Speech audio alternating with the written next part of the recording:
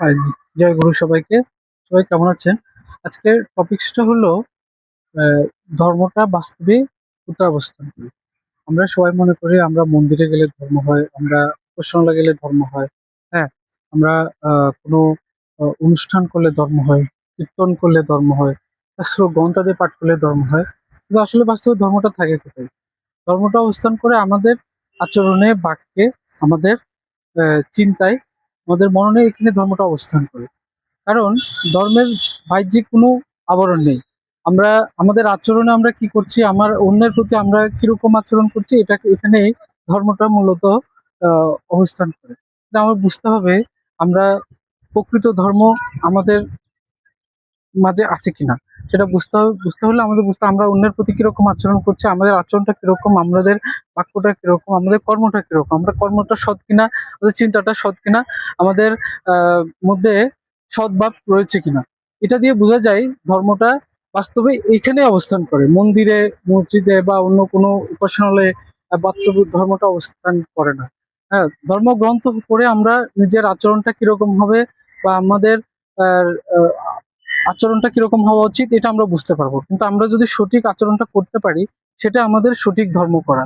আমি অনেক ধর্মগ্রন্থ পড়লাম, অনেক শাস্ত্র পড়লাম, অনেক কিছু জানলাম, অনেক কিছু বুঝলাম, অনেক উপাসনালয় করলাম, অনেক বড় কীর্তন করলাম, কিন্তু আমার আচরণটা ঠিক নেই, আমার অন্যের প্রতি আচরণটা ভালো নেই, সদ্ভাব নেই, সঠিক আচরণটা আমি করছি না, তাহলে আমি কিভাবে আমার ধর্ম হলো? এখন যারা হয়তো দেখা যাচ্ছে রংচং মেখে, তিলক মালা পরে, ফুটা পরে, হ্যাঁ, নিজেকে অনেক বড় ধার্মিক বুঝাচ্ছেন, বাস্তবে আচরণটা কিন্তু একদম সঠিক নয়। বা সে অন্যায় করছে।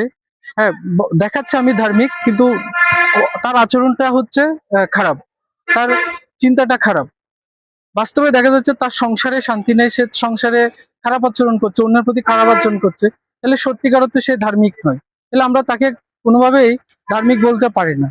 তার মধ্যে ধর্ম নেই, সে যতই সে বলুক আমি অনেক বড় ধার্মিক দেখাক না কেন, বাস্তবে যদি তার আচরণ ঠিক না হয়, তাহলে সে সত্যিকার অর্থে ধার্মিক হতে পারে না।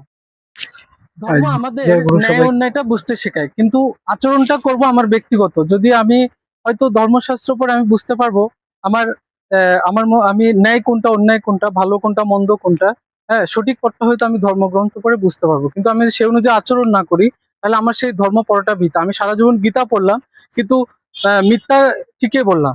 হ্যাঁ, আমি সারা জীবন ধর্মশাস্ত্র পড়লাম, কিন্তু আমার আচরণটা ঠিক হলো না, আমি অন্যায় করছি, খারাপ আচরণ করছি, ব্যভিচার করছি, মিথ্যা বলছি।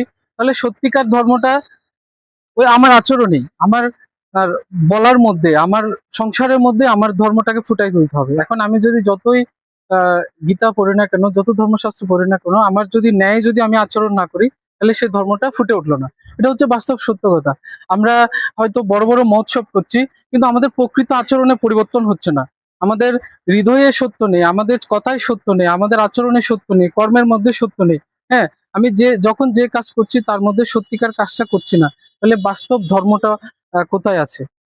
ধর্মগ্রন্থ পড়ে তো আমার ধর্ম হবে না। সেই ধর্মগ্রন্থ হাজার হাজার বেদের বাণী রয়েছে, হাজার হাজার শাস্ত্রের বাণী রয়েছে, পুরাণের বাণী রয়েছে। হ্যাঁ, তাহলে সেগুলো দিয়ে তো আমার ধর্ম হবে না।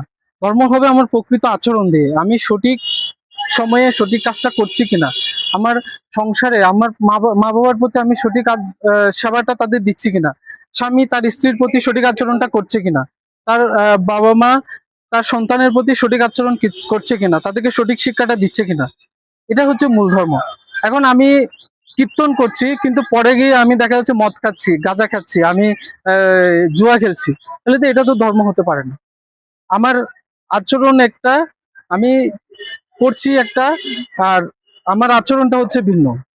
ঠিক আছে? এইখানে হচ্ছে আমাদের তফাৎ সনাতনীদের মধ্যে। এই সমস্যাটা লক্ষ্য করা যায়, এটা একটা বড় গলত রয়ে যায় আমাদের মাঝে। আমরা আচরণ এবং শিক্ষা এবং আচরণের মধ্যে তফাৎ রয়ে যায়, যার কারণে বাস্তব ধর্মটা আমাদের ফুটে উঠছে না। ঠিক আছে? আর আমার সন্তানদেরকে আমি সঠিক শিক্ষা দিতে পারছি না। ধর্মাচরণ হয়তো শেখাচ্ছি, কিন্তু আমি নিজে পালন করছি না। এখন আমি যদি খারাপ আচরণ করি, আমার সন্তান কিভাবে সেটা শিখবে? সন্তান কি ভালো শিক্ষাটা পাবে? এটা আমাদের বুঝতে হবে। বাস্তব এই জিনিসটা, এই ধর্মের এই শিক্ষাটা আমাদের মাঝে যতক্ষণ পর্যন্ত আমরা ফুটিয়ে তুলতে না পারবো, সনাতনের মূল কল্যাণ, সনাতনের মূল অগ্রগতি কখনোই হবে না। ঠিক আছে? আমাদের জ্ঞান এবং শিক্ষার সাথে আচরণের একটা যোগসূত্র থাকতে হবে। এই তফাৎটা রয়েছে বলে আমরা পাপ কাজে জড়িয়ে যাই, আমরা পাপের দিকে ঝুঁকে যাচ্ছি। ঠিক আছে, পাপ কাজ করতে আমাদেরকে বিবেকে বাধা দিচ্ছে না, কারণ আমার মনের মধ্যে ভগবান নেই। মনের মধ্যে খারাপ রেখে আমি যতই সন্ন্যাসী সাজি না কেন, যতই তিলক ফুটা লাগাই না কেন, সেখানে বাস্তব ধর্ম থাকবে না। বাস্তব ধর্ম সেখানেই থাকবে যখন আমার আচরণটাও সঠিক হবে, আমার চিন্তাটাও সঠিক হবে, আমার কর্মটাও সঠিক হবে। এটা হচ্ছে মূল ধর্মের কথা। যত শাস্ত্র আছে, যত আহ আমাদের ধর্মগ্রন্থ আছে, এই কথাটাই আমাদের শিখিয়েছে। যতক্ষণ আমরা এই শিক্ষাটা না পাবো, হ্যাঁ, ততক্ষণ পর্যন্ত বাস্তব ধর্ম আমাদের ফুটে উঠবে না। সংসারে এই জিনিসটা আমাদেরকে ফুটিয়ে তুলতে হবে। আমি এটুকুই বুঝি, যতক্ষণ পর্যন্ত না এই আচরণটা ঠিক না হচ্ছে, আমার বাক্যটা, আমার কর্মটা ঠিক না হচ্ছে, ততক্ষণ পর্যন্ত বাস্তব ধর্ম ফুটে উঠবে না।